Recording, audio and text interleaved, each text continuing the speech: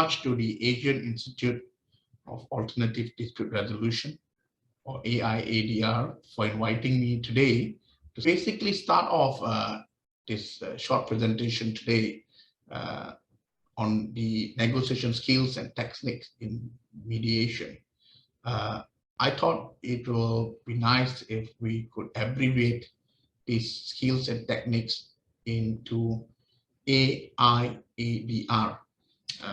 It's a form of also to thank AIADR for inviting me to speak today. So let us start with the letter A. I would say A is analyze. Analyze in a sense where you've got to do your homework before you go into a mediation. In any construction dispute, there will always be a lot of numbers that is involved. There will be some technical aspects of your case. And after you have done your analysis with your team and understand the case proper, you should come up with the upper limit and lower limit of where you think you are prepared to reach a settlement. And why this is important is because when you are negotiating a settlement and when numbers are being thrown for a particular settlement, you would be able to know where exactly are you in your range of upper limit and lower limit. And the other reason is also because that if once you have done your homework, the other side comes up with a figure or with an analysis, but if you're not prepared, you run the risk of being thrown off, and that is not good as far as the settlement negotiation is concerned. And the risk with that is that if you're unsure of your case, you run the risk of agreeing to something which you should not have. And on the other hand, if you're unsure of your case, you may also not agree to something which you should have. The next letter would be I. I would say, is intent or target. Construction disputes can be very technical. And if you're going to have a mediation session where you're going to go into minute details and technical matters, there is a risk that the mediator may not follow where the discussion is leading towards. There's also a risk that the opposing party may also not follow where the discussion is leading towards. That's why I would suggest that as a good negotiation skill is to be focused. Know what's your target. Focused on area where do you think that there is a high chance of agreement, as opposed to areas which are gray and that may lead to disagreements between the parties. For example, some preliminary discussions with the other party regarding the parameters of the issues that is going to be discussed. I think that will be quite helpful. We also know that in construction projects, it may go on for 2 years, 3 years. Numerous events would have occurred. There would have been substantial amount of documents.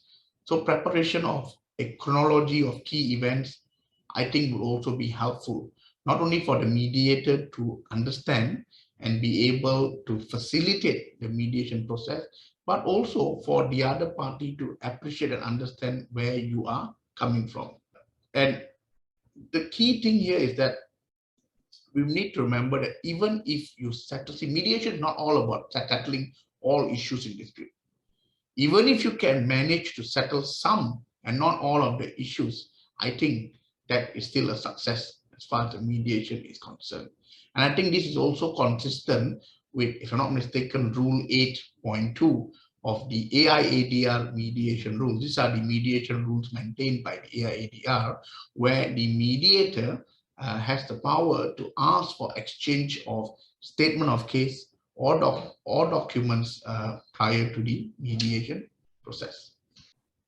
The next letter would be A. A for authority. We must remember that in any mediation process, it is always good, and I would think it's a must for those attending the mediation to have the mandate to make decisions. If you do not have the mandate to make decisions, there is a risk that the party would have invested substantial amount of time and money in going through the entire mediation process and eventually not getting anywhere. It will also lead to the other side having the impression that you are not taking the mediation seriously. Because if you were taking the mediation seriously, then the person who has the authority to make the decision should have been here in the mediation session. And the risk is this might bring the mediation to an abrupt end. The other thing as well is that if a person who has the authority to make decision is not involved in the mediation process, there could be a risk that they may not fully appreciate the dynamics of the mediation, of what was actually discussed, what was the actual concerns raised by the other party, and this may not be very helpful, when the party who is involved in the mediation, the representative, goes back or picks up the phone and have a phone call with the person who has the authority to make a decision, to then make a decision. He would then be in a situation where he has to make a decision without appreciating what actually went on during the mediation process.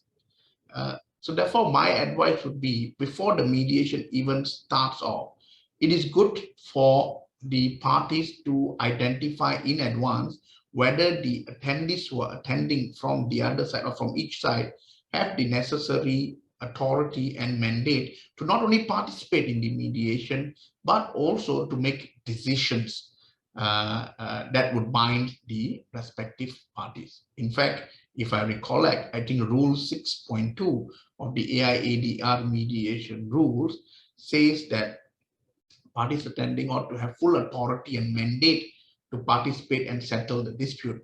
In fact, it even goes on further to say that the mediator, I think, if I'm not mistaken, the mediator may seek confirmation of authority in the form and content as determined by the mediator. The next letter would be D, and I would say D stands for dialect. Usually one would say dialect is language, but let's look at it from a bigger picture. I think key to a successful mediation is about understanding the other party. And in that, I mean communication. To be able to communicate with each other, one needs to appreciate the other person's dialect, in a sense, not only the language, but of its culture, the background. How do they do their business? How do they actually enter into negotiations with parties? The risk is, if you enter into a negotiation without understanding the background of the opposing parties, you will run the risk of that your message doesn't get across to them, and you also run the risk of their message or their concerns that they are raising may not get across to you. To put it in simple words, you got to speak your opponent's language. For example, when you're dealing with an Indian party, it's not uncommon that they would nod their head or say okay or say yes to most of the things that is being mentioned. But that does not necessarily mean that they agree to what you're saying. That's just how they react to conversation.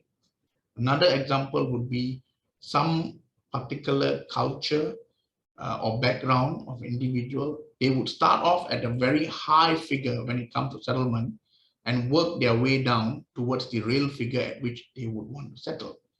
But on the other hand, you may have another party who does not practice that particular style of negotiation and would just accept that the figure that is being thrown to the table is the honest and the real figure at which parties would want to settle.